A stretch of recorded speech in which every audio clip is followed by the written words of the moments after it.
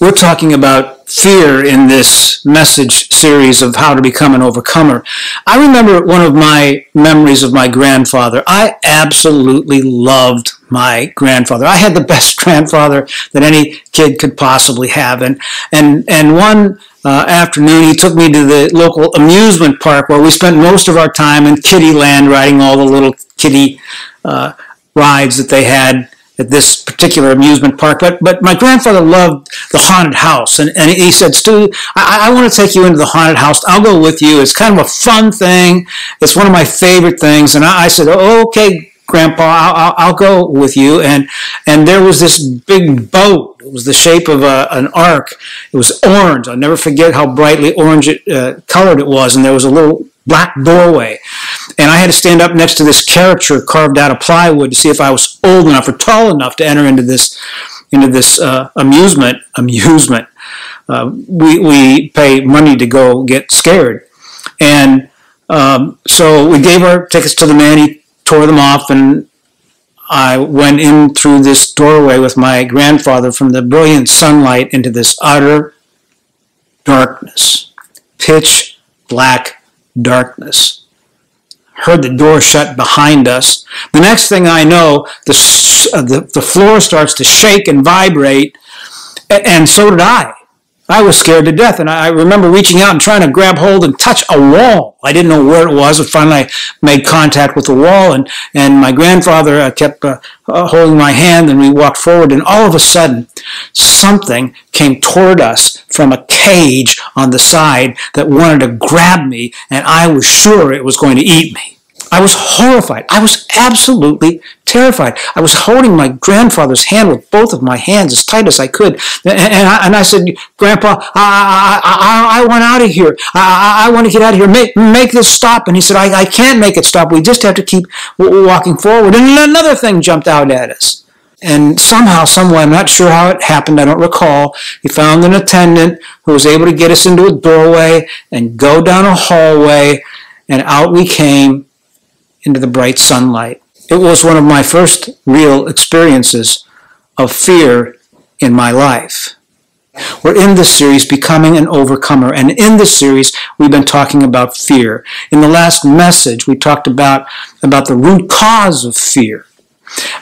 In this message, I'd like to talk in very practical ways about how to overcome fear in our lives. How do we do that? We said in the last message that faith overcomes fear. And I want us to look at some practical ways in which that happened through the life of the man that we've been studying, the life of the man named David. So faith overcomes fear.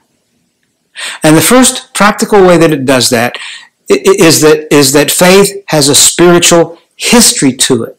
When we're in the present, we can't forget our past.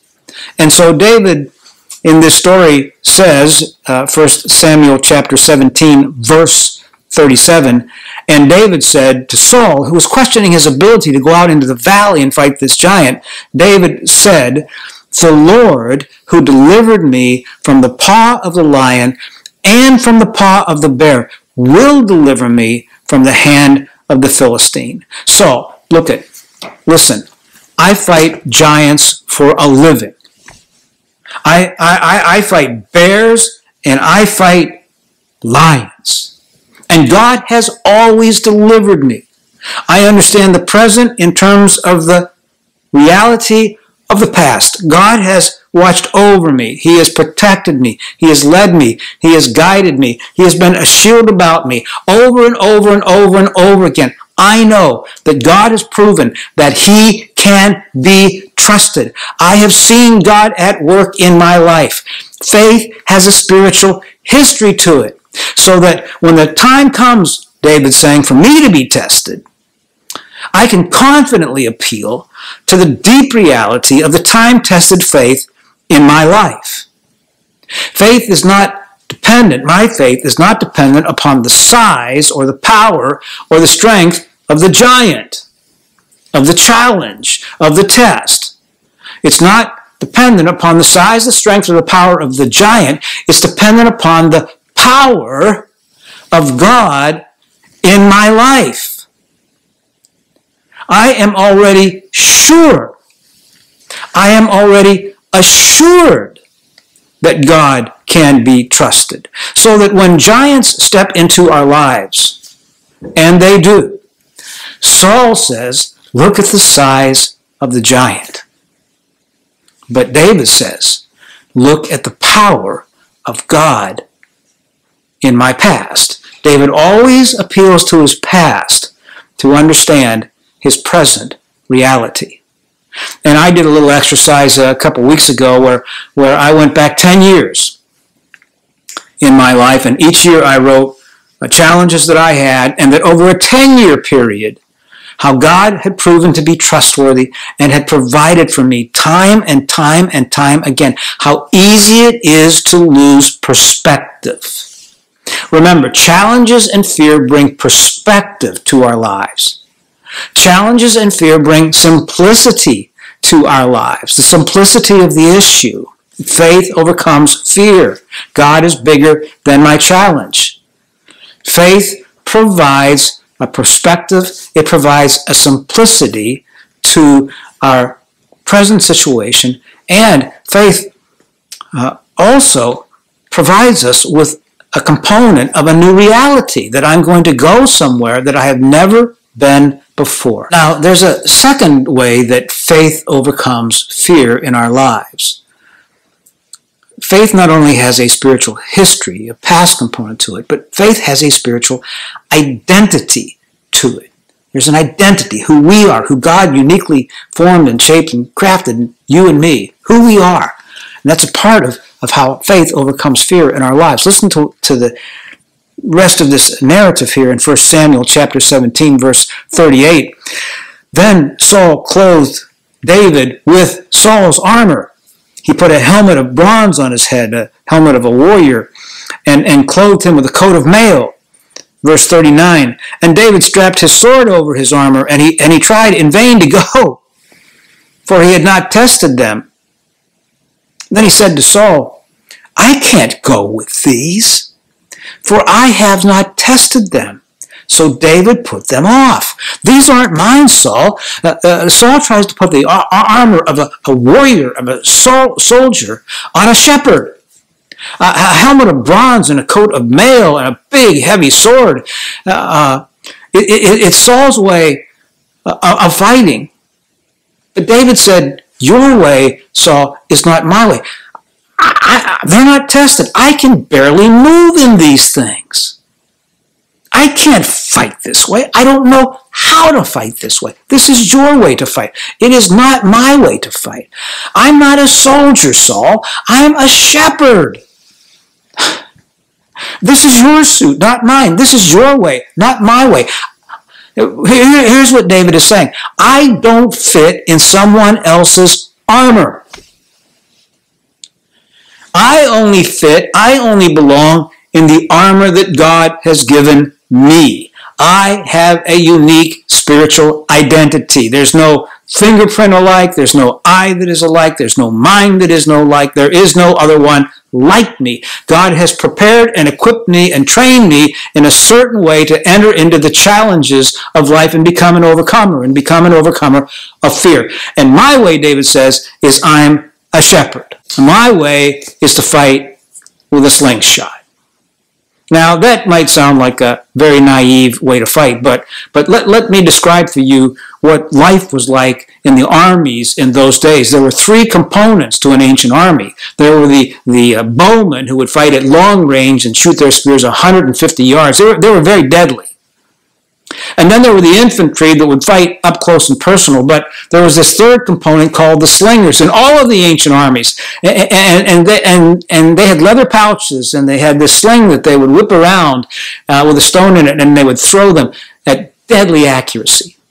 We find slingers all over the ancient world. In 2500 BC, we find slingers in the epic battle that was being fought between the Egyptians and the Persians. In 400 BC, Homer mentions that the Greek infantry suffered extreme casualties from the the slingers of the Persian army. They just couldn't reach the Persian army. Everywhere we look in ancient literature, we find this component of ancient armies called slingers. In the Bible, we find in 1 Chronicles chapter 12, verse 2, these words about the armies of Israel.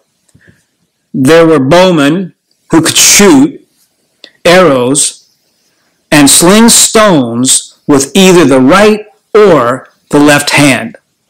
And in Judges chapter 20, verse 16, we read, among all these were 700 picked men who were left-handed. Maybe David was left-handed, played the harp left-handed. And everyone could sling a stone at a hair and not miss.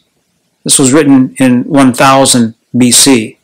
The slingers would get a stone and out of their pouch and a round, smooth stone, and they would put it in their slingshot, and they would twirl this around and whip it around faster and faster and faster, wider and wider and wider, in ever increasing circles. And then they would hurl that stone the size of a golf ball with deadly accuracy.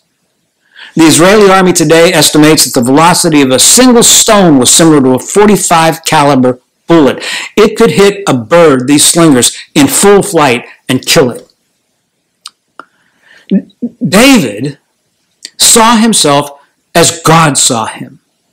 His identity was that he was a shepherd. He was a slinger.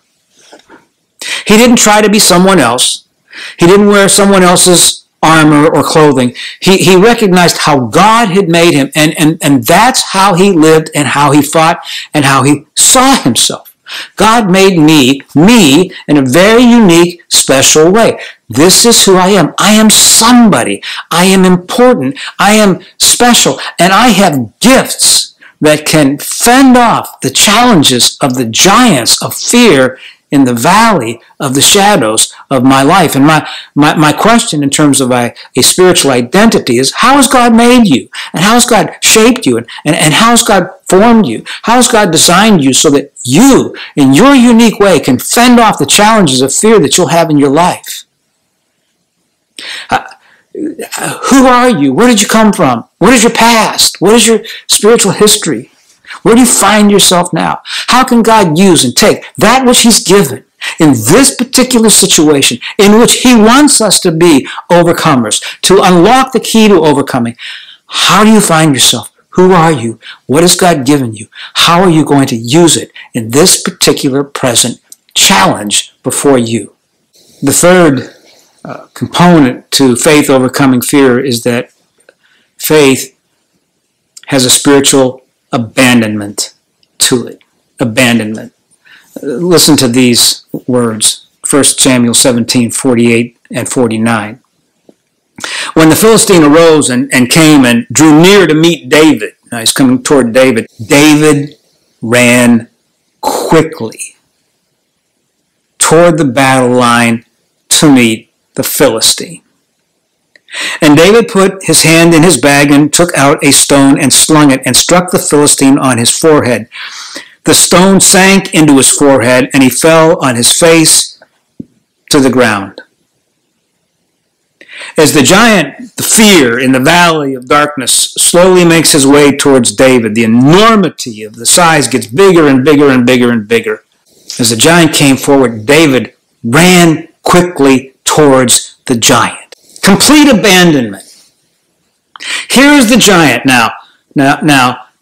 200 pounds of heavy armor designed for close-range combat. But here's the problem. Here's the greatness of God's power.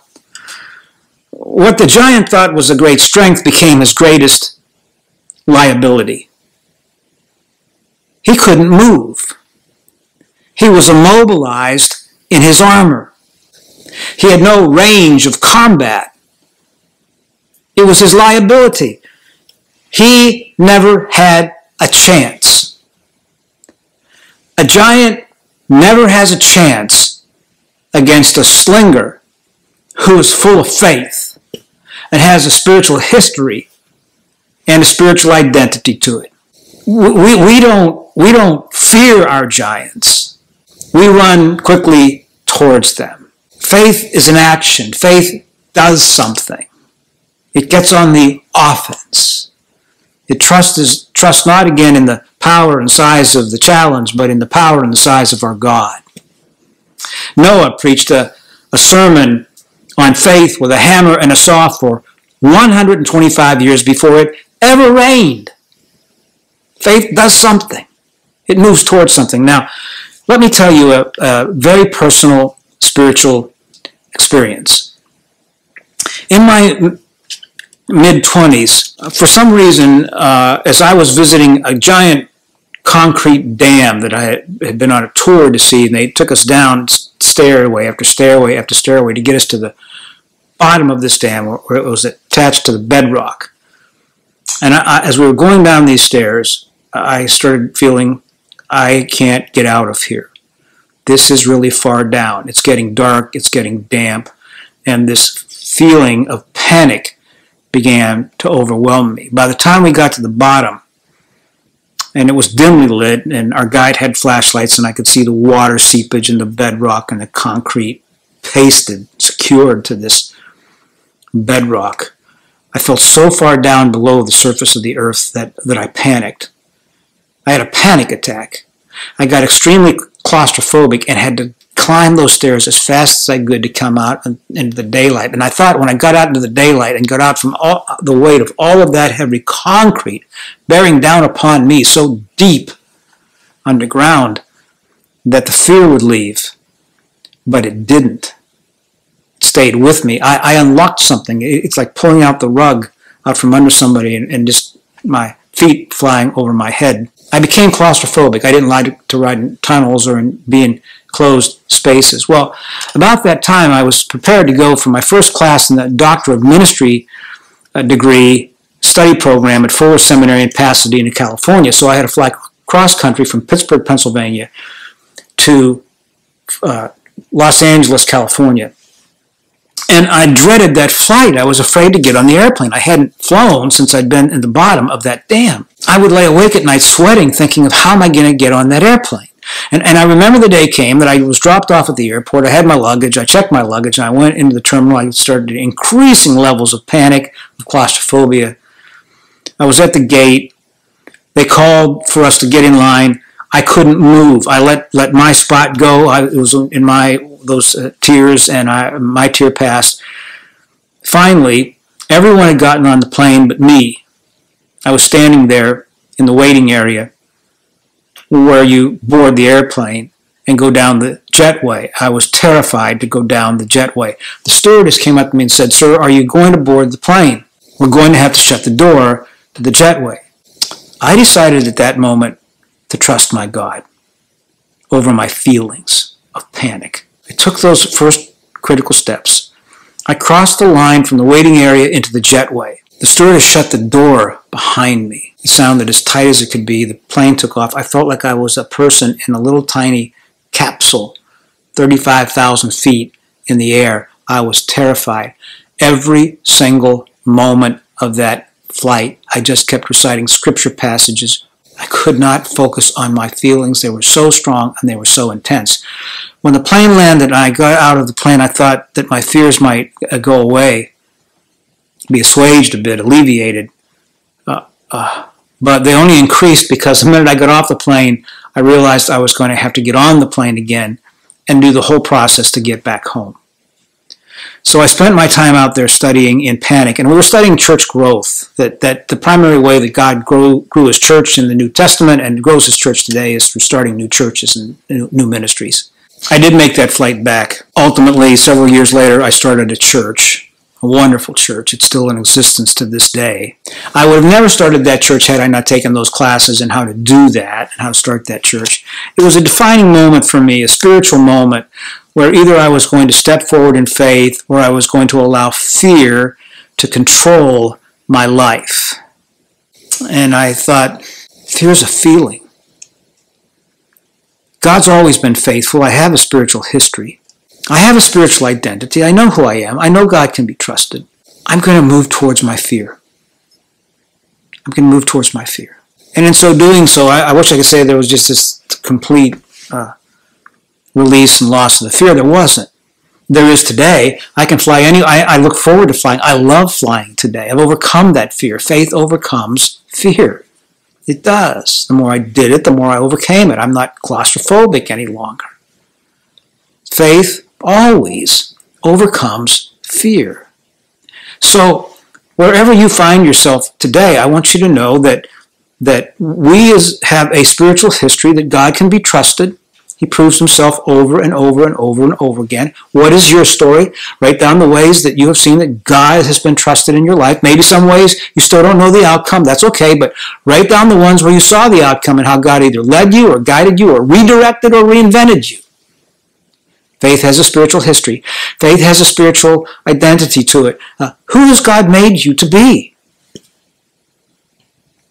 How has he made you to fight? What are the ways that you step into the battle? What gifts and talents and abilities and weapons has he given to you? And faith has a spiritual abandonment to it. There is that sense of, I'm taking a step forward. I'm not trusting in my feelings. I'm not trusting in my fears. I'm trusting in my faith in my God.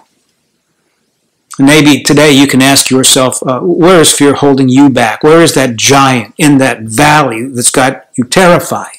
And where can you take that step relying on your past and your identity?